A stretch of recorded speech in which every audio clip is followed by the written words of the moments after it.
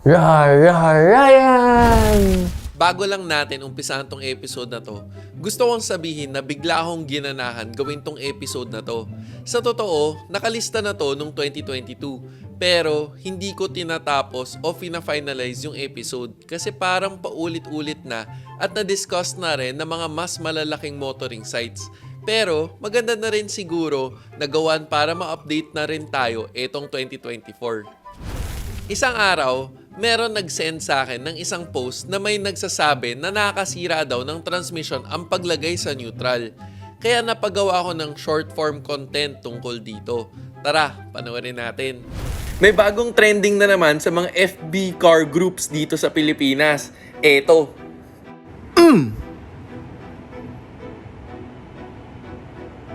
Nababasa mo yan? Sinabi niya sa traffic pala masama daw mag-neutral.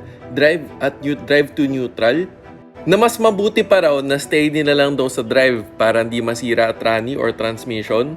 Tapos tanong din ng nag-post, totoo po ba? Gusto lang daw niya kasi malaman kasi bago lang daw siya sa sasakyan. Silipin mo 600 likes, tsaka 800 plus comments, 32 shares, at 4 na beses atang shinare sa akin. Guys, eto na naman, isang Pinoy car content creator na mapapakamot ka na lang sa mga tips niya sa social media. Mahaba ang debate kung iniiwan mo nga ba dapat sa neutral sa drive or ilagay siya sa park. Pero, hindi siya nakasira ng transmission. Ikaw, paano ka mag-drive? Nagets mo ba? Mapapakamot ka. Kasi, wala naman masisira. Andyan nga sa gear selector ang neutral para magamit. Naghahanap ka ba ng magandang engine oil para sa kotse mo? Liqui-moly mo na yan! Tapos, Molygen, para the best, para sa longer engine life and lower fuel consumption. Sa technology na Molygen, sure na maximized ang engine performance and engine protection to the molecular level. Kaya para sa next change oil mo, Molygen ng liqui-moly mo na yan.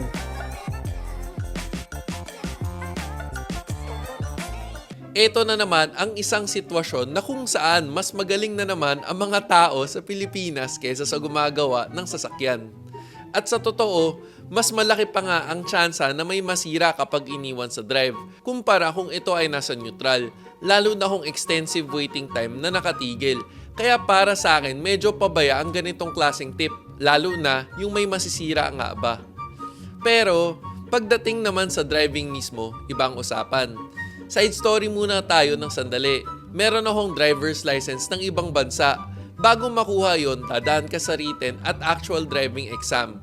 Tapos, bago ka mag-take ng test, meron pa nga silang libro na parang manual ng driving rules na ibibigay sa'yo.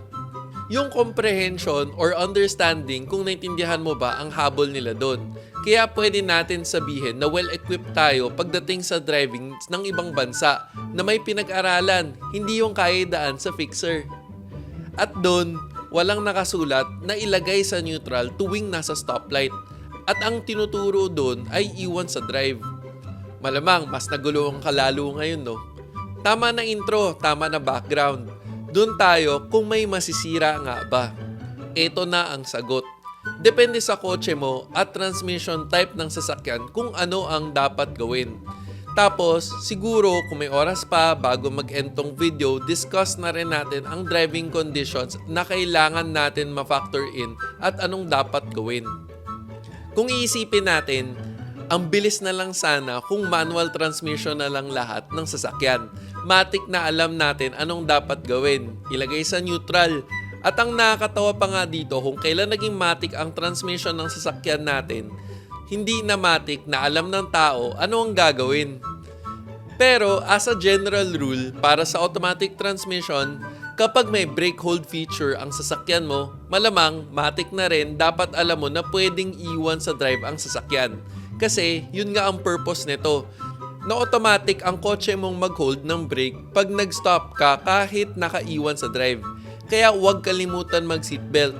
At kapag nilagay mo to sa neutral, may mga kotse pa nga na magdi-disengage ng auto hold. Kasi parang binaliwala mo nga naman yung purpose ng feature na to. Kagulong mo, men! Speaking of gulong, eto, fun fact. Hashtag, alam mo ba na isa sa comfort factor ng sasakyan mo ay ang gulong? Ito ang Kinto Tires, Japanese technology, made in Thailand. Ito ang tires for driving comfort. Maporma pa. O nga pala, para sa kaalaman ng lahat, maraming klase ng automatic transmission. Kaya nasabi ko kanina, depende sa kotse at transmission type.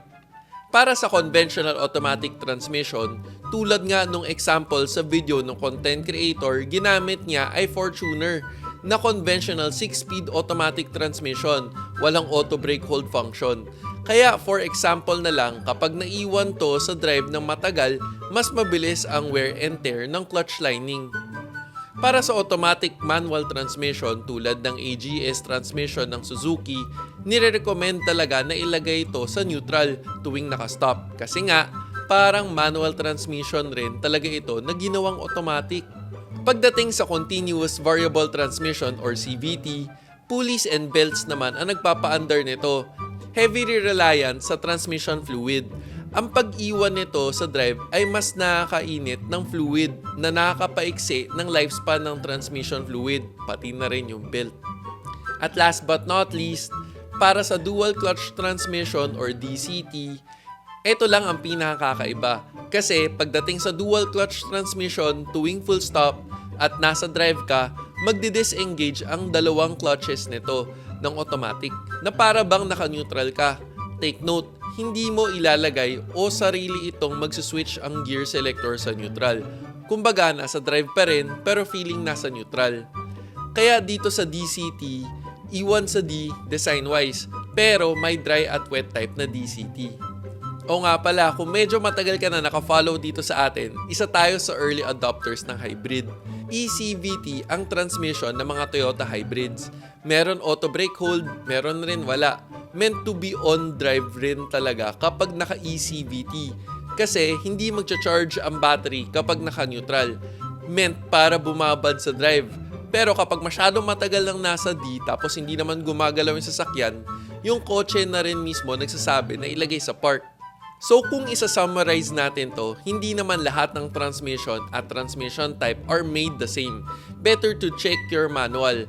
Sa mga kotse na meron ko, lahat sila nagsasabi na put it on neutral, on prolonged stop, and parking brake. Kaya better to check kung ano ang nakasulat sa manual ng kotse mo. At para ma-explain kung bakit ang ibang bansa hindi tinuturo na ilagay sa neutral ay para sa standards. Kasi kung safety standards lang ang pag-uusapan, gusto nila na alert ang driver.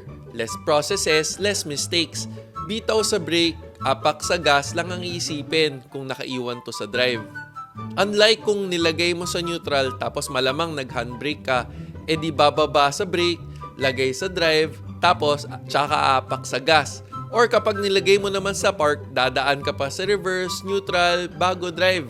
Gets mo ba? Mas maraming proseso, mas maraming chance ang magkamali.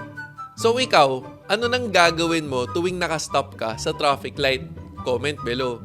Para updated ka sa mga relevant car ownership videos, don't forget to subscribe dito sa channel natin. At kung nakadagdag kaalaman tong episode na to, please hit the like button. Sana nakatulong.